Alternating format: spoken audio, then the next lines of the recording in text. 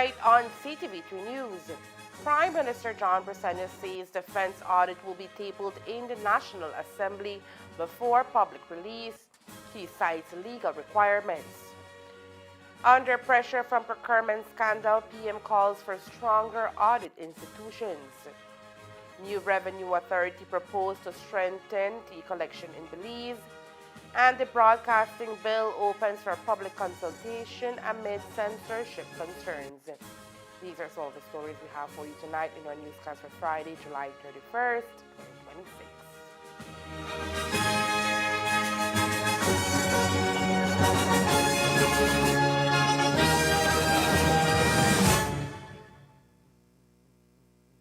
2026. Money travels fast, so make sure you check it before you spend it. Here are 4 easy ways to know your money is real.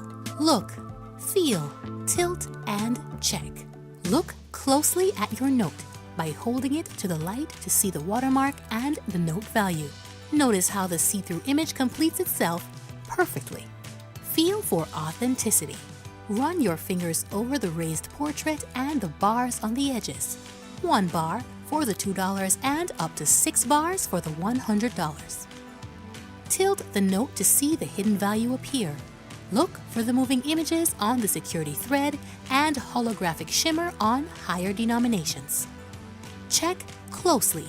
Use UV light or a magnifying glass to find hidden images and microtext. Remember, handling counterfeit money is illegal. If you spot a fake, report it to the police immediately. Look, feel, tilt, and check. Know your money. Check it before you spend it. A message from the Central Bank of Belize.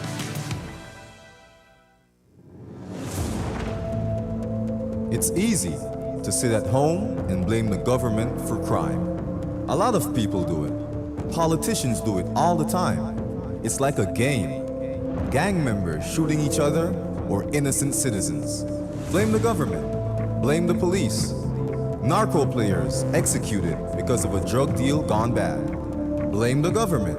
Blame the police. Domestic violence turned fatal, same thing.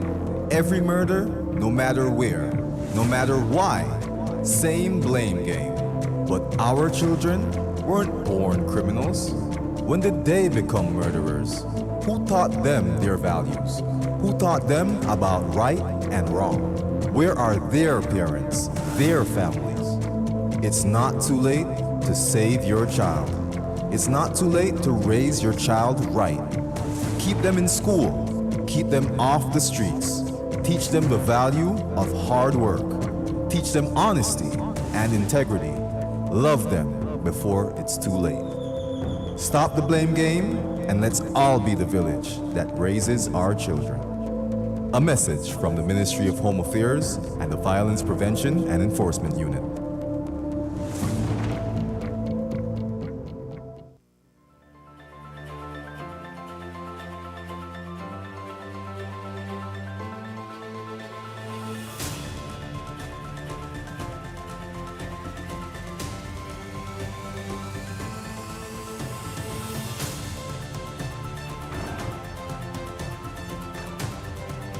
Today will be the inauguration of the backup water system. This will be able to assist the Pomona Water Board to expand, and if they get breakdown with the current system, this can also be a backup. There are times when, especially in the dry season, when the current system might run low or might run dry, and that by itself creates a problem to fetch water. So we are hopeful that if this is not used as much right now, when the other system runs low, this will kick in.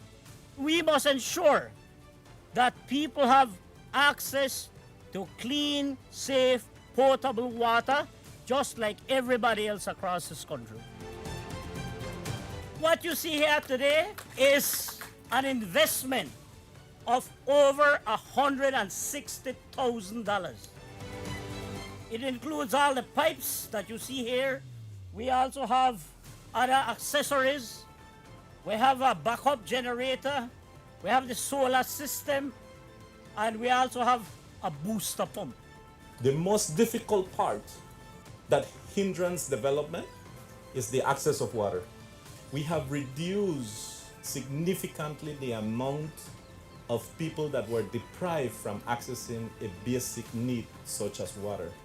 I am elated, very happy to be here, receiving the system. I think everybody would be very happy, very happy. When we call it, we have no water, no nothing. That was an empty spot, but it's home now. They have a pipe right out there, so it's still okay, just that we had to reach up to get water. I cannot wait to have it reach to our door.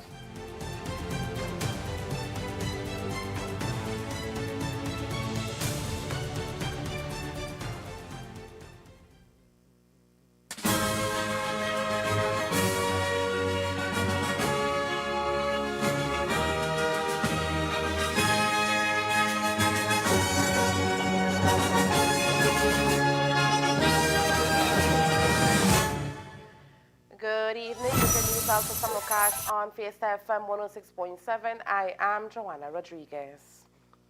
Prime Minister John Briceño says the government will follow the law when it comes to releasing the highly anticipated conflict of interest audit report into procurement practices at the Ministry of Defense. The audit was commissioned following allegations of questionable contracts involving individuals connected to the ministry.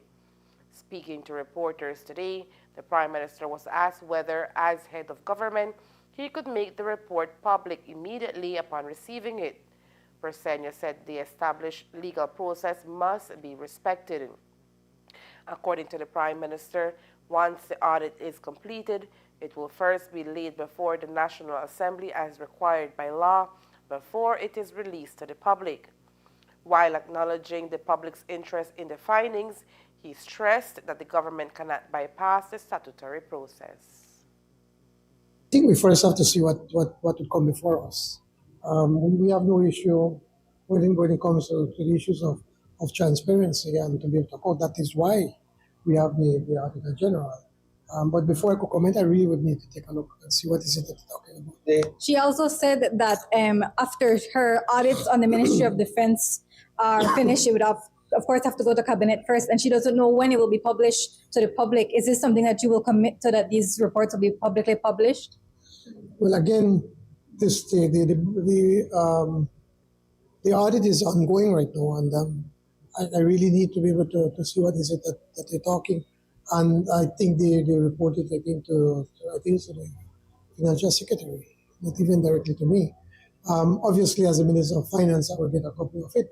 But I don't see no reason why we would not make that audit public. Immediately. I wouldn't say immediately. I'd have to take a look first. But then when it goes to the National Assembly, it can't be altered anyway. So why would you need to say, okay, well, I'm going to look at it first? Is it to delay how long? I don't understand. Because that's the process.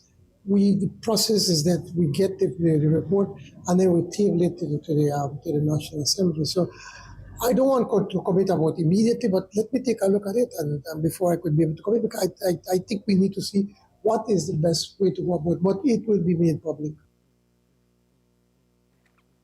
The Prime Minister also addressed concerns surrounding the under $10,000 approvals made through the Ministry of Defense. PM Briceño said there is blame to go around, noting that the practice appeared to be intentional in order to bypass long waiting periods for approval requirements.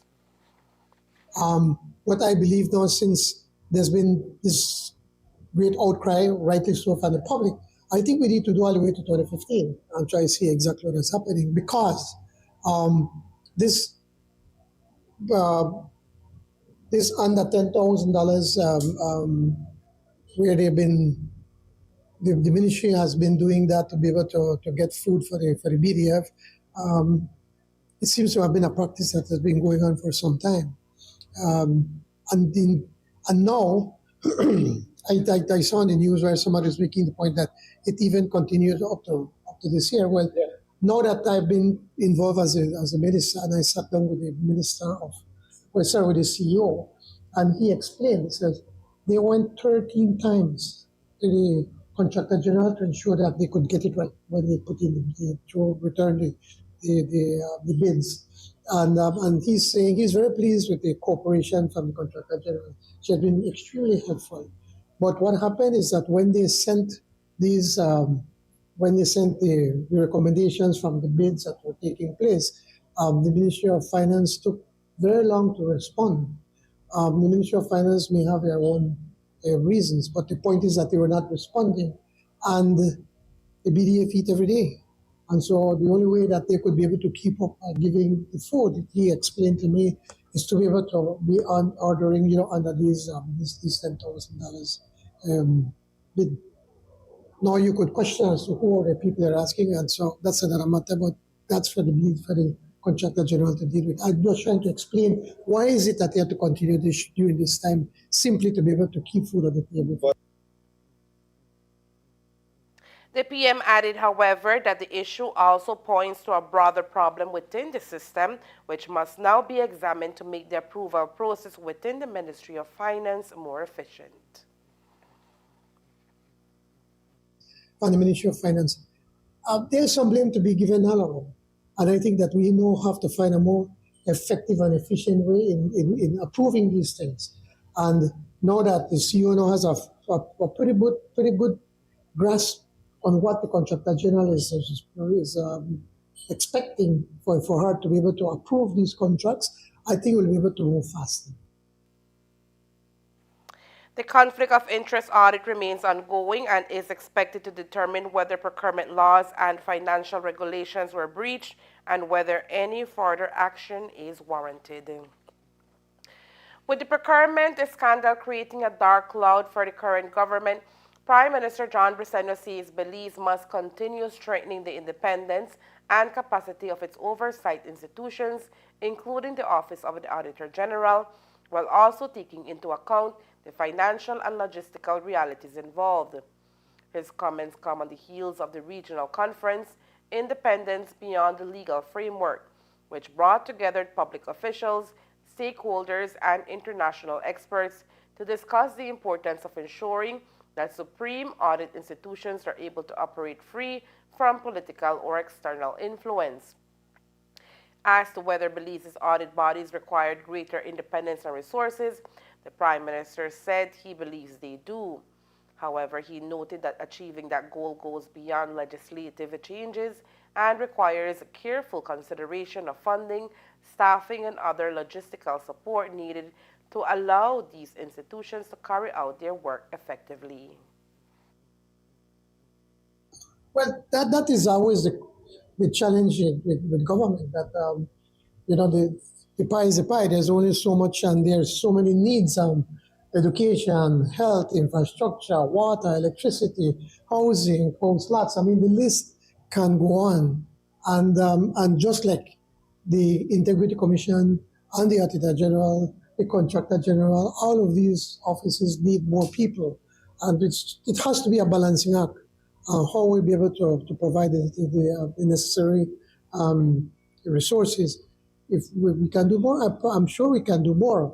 I'm not sure we could do all that they ask. I mean, for instance, when you look at the issue of the ombudsman office, the changes that they want to do, you will have to be hiring a whole battery of lawyers, to be able to be in that office. And can we afford it this time? It will be a challenge. So we have to find that balancing act to be able to give them more resources, for them to be able to do more auditing, for them to be able to we have to be able to strengthen even more their independence, because they are independent. But if that requires some ways of how we can make it even better, of course we're prepared to do so. The question on whether he would support a cabinet paper by the Auditor General or more autonomy for her office, the PMCC would first need to see what is presented. A 31-year-old woman from Orange Walk was attacked by her intoxicated common-law husband as she prepared her 2 young children for bed on Monday evening. Police reports state he initially insulted her and left, only to return an hour later highly drunk with a rum bottle, escalating the violence. He verbally assaulted her, questioned the paternity of the children, and threatened to kill her. claiming he would chop her up and hide her body.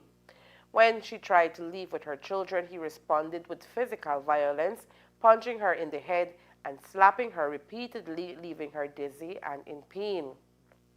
The assault continued in the kitchen, where he pinned her against the wall, raised a knife, and reiterated his threat to kill her. She managed to shield her children, but he cut the lights, leaving her disoriented and blocking her escape by lying across a doorway. She reported that this was not an isolated incident, with 6 years of jealousy and abuse behind her. Medical certification confirms her injuries, and the police have listed her partner as wanted, though his name has not been published to protect her and the children. Her brave decision to report the abuse underscores that domestic violence is a community issue that requires collective action. Support services are available for victims. If you or someone you know is in danger, contact the police or trusted support organizations. As we reported previously, a High Court judge has ruled that Brad's Gaming Company and Brad's Gaming Group must pay more than $5 million in outstanding business taxes, rejecting the company's constitutional challenge to the tax assessments, while confirming that debt rests with the corporations rather than their owner. In a decision delivered by High Court Justice Nadine Nabi, the court dismissed the claim brought by Kim Wei Chi and Brad's Gaming against the Director General of Tax Administration. The judge found that the constitutional proceedings amounted to an abuse of the court's process and declined to set aside the tax assessments. At the center of the dispute were retroactive best judgment tax assessments issued by the tax authority after the company's exclusive gaming license expired on March 2020. According to the ruling, tax officials requested the company's financial records in 2020, but those documents were not provided, leading the department to calculate the tax owed based on its own assessment. The court upheld those assessments, which total more than $4.3 million. With accrued interest and additional charges, the amount now approaches $5 million. Today, Prime Minister John Briseno spoke on how the case landed in court. We as a government, we were taking a look at the agreement that was signed, and then we realized that a number of clauses within the agreement were not being met. We brought it to their attention that they need to comply. They did, and I really don't want to go into the entire details, but we gave them, I think, about almost 2 years for them to be able to comply. And in one of them, the tax service realized that they were not complying with their taxes. I think it's with business tax. And so they, as mandated by law, then did an assessment to the Bolido company. And it has nothing to do because for a deliberate that there was any political directive to be able to do that. It's simply because when we were reviewing the clauses of the contract, there were several things that they were not complying. And one of them was then the tax service picked up that, hold on, wait, I think they're not, there's an issue here with the business. The transition to the new authority will be carried out in phases, allowing for the gradual implementation. Despite the outcome, the legal battle is expected to continue, as Attorney Dean Barrow, who represents Brad's Gaming, said the companies intend to appeal the High Court's decision.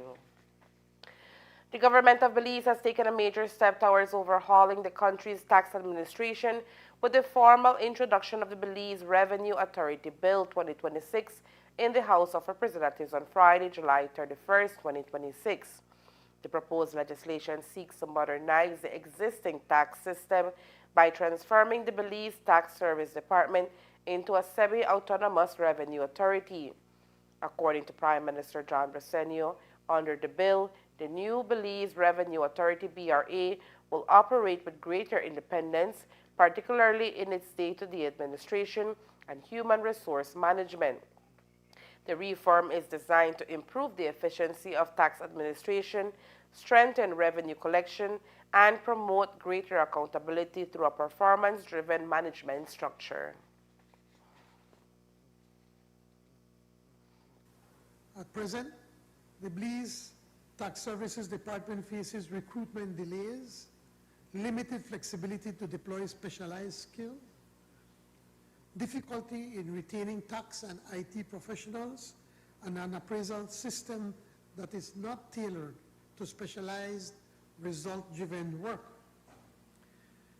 A central purpose of this bill, therefore, is to create a human resources framework built on clear qualifications, merit-based recruitment, staff development, fair performance standards, and accountability. Now, let me be clear.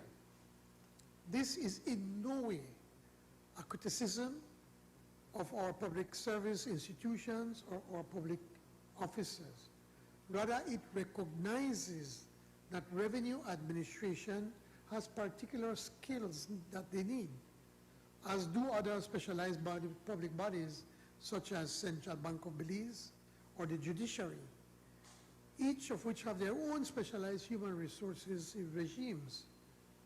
The authority will be led by a qualified chief executive officer, advised by a 7-member advisory board with staffing appointments overseen by the board and its Human Resources Committee.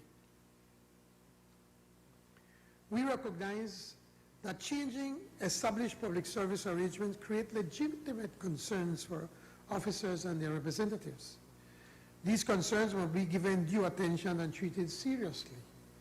The transition must be approached with respect, transparency, and consultation. With this in mind, this bill gives public officers clear options. They could retire, they could apply to join the authority, or continued placement in the public service. So they have 3 options.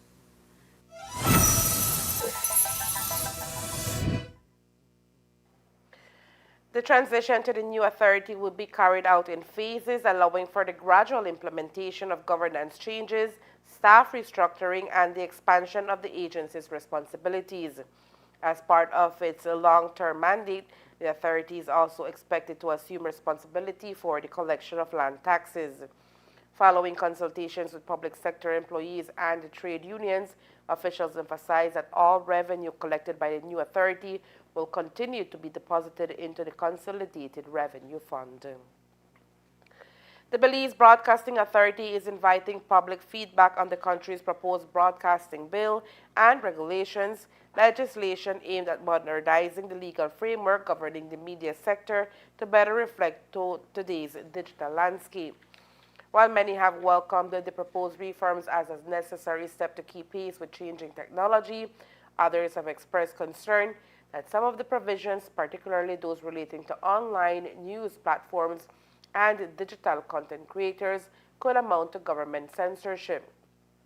Speaking on the matter today, Prime Minister John Briceño reiterated the position of government, stating that the proposed legislation is not intended to restrict freedom of expression. According to the Prime Minister, the objective of the bill is to establish a regulatory framework for online news, blogs, and digital content creators, a rapidly expanding segment of the media that currently operates outside of existing broadcasting laws. He maintained that the legislation is about censoring accountability and standards across all forms of media rather than censoring content or limiting public discourse. Because when you take, yes, I don't know, there's nothing about censorship. I don't know how you could come to that. I think the big thing about the broadcasting authority is that now all of these online media people, blogs or whatever, that are taking advertisements and everything, also they have to be held to the same standards that you are being held. You all are at a disadvantage competing with these bloggers. These bloggers go online and they hear something and just put it out there without even checking whether it is so or not so, and all that kind of thing, and then they're collecting revenues. They're providing a kind of like a service to the public, and they need to be held to the same journalistic standards that you at Love and Creme, Channel 7, Channel 5 are being held to. And that's the main part of it. Technology has changed, so we can't continue using the same legislation that was addressing a technology of the 1990s. So we have to keep up with that. So it has absolutely nothing to do with censorship. The Belize Broadcasting Authority has opened the draft legislation for public consultation and is encouraging stakeholders and members of the public to submit their comments and recommendations.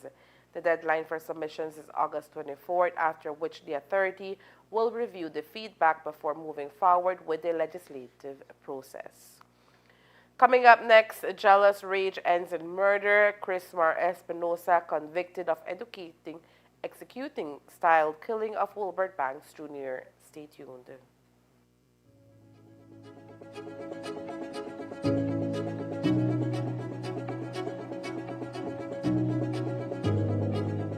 At the beginning, it was a bit challenging because it sounded so good and so promising that I think people were reluctant in embracing the idea. But after 2 years in this NHI program, the perception of people and the usage of people for the services that we offer is very much appreciated. And the people are using all the services that we have. And our population has grown a lot. We actually have registered, and which, by the way, I have to mention this, we never expected to grow this fast. We are at 12,000 and plus registered patients with us right now. And the numbers are growing on a daily basis, I would say. For the general physicians and the specialists that include the gynecologist, the pediatrician, and the internist. And now we have a nutritionist, it's $2, which is very accessible to people. And when it comes to the laboratory or the images, it's just a 10% cost that they pay for the whole service that is offered. If we have a healthy community, then I would say that the whole country itself is going to benefit from it, because a healthy community is going to be successful economically as a whole. That is my vision of the NHI. Its service, its purpose.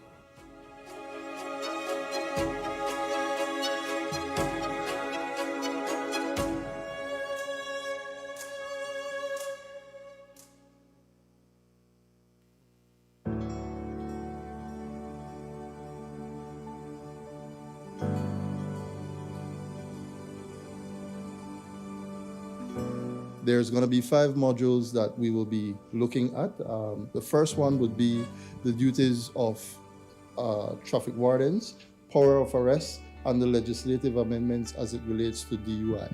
The second module looks at report writing, and then we look at motorcycle helmets and its standards. On Wednesday, we'd look at the proper use of breathalyzers, and then we'll do some training related to that. On Thursday, we then look at electronic evidence as it relates to the changes in legislation and the use of the body cams and dash cams. And on Friday, of course, we'll be doing a simulation on a case file preparation.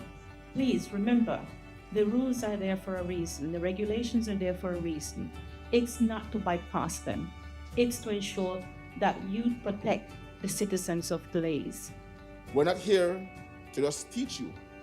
We're also here to learn from you. You are the ones who are on the streets every day doing traffic enforcements. So you know what are the issues that affects you and should be able to guide us so that we can correct those issues.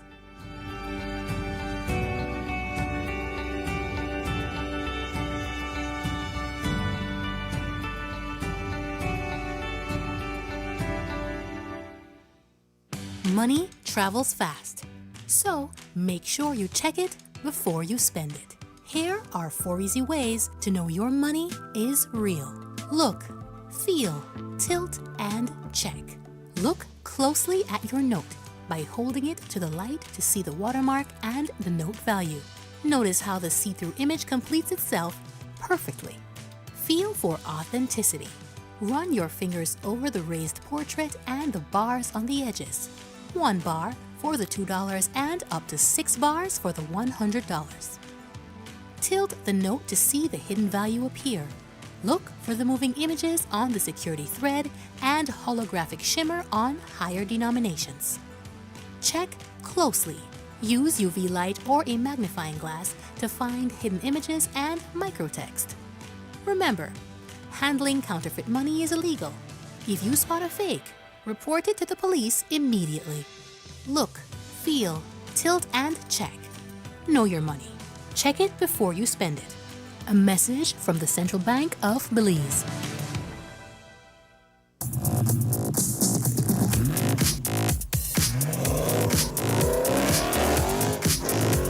When speed matters, every second counts. Get ahead with ExpressNet. Fast, reliable, ready when you are.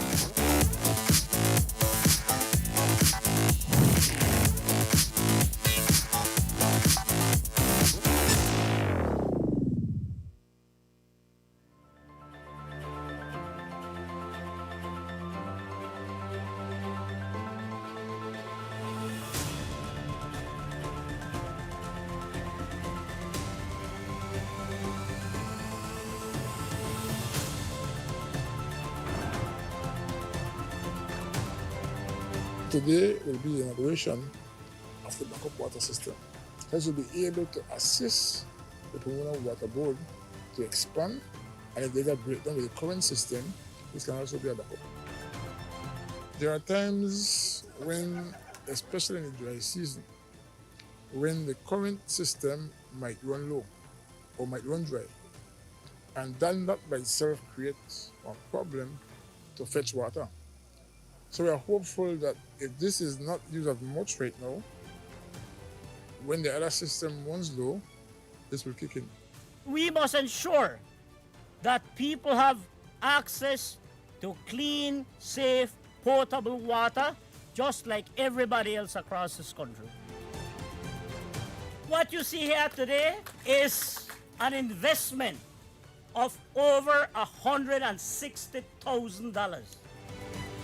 It includes all the pipes that you see here. We also have other accessories. We have a backup generator. We have the solar system. And we also have a booster pump.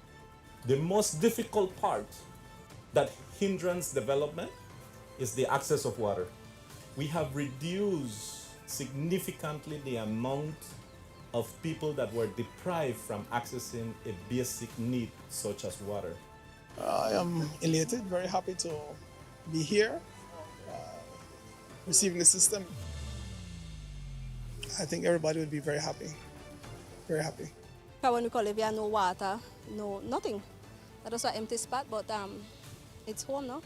They have a pipe right out there, so it's still okay, just that we had to reach up to get the water. I cannot wait to have it reach to our door.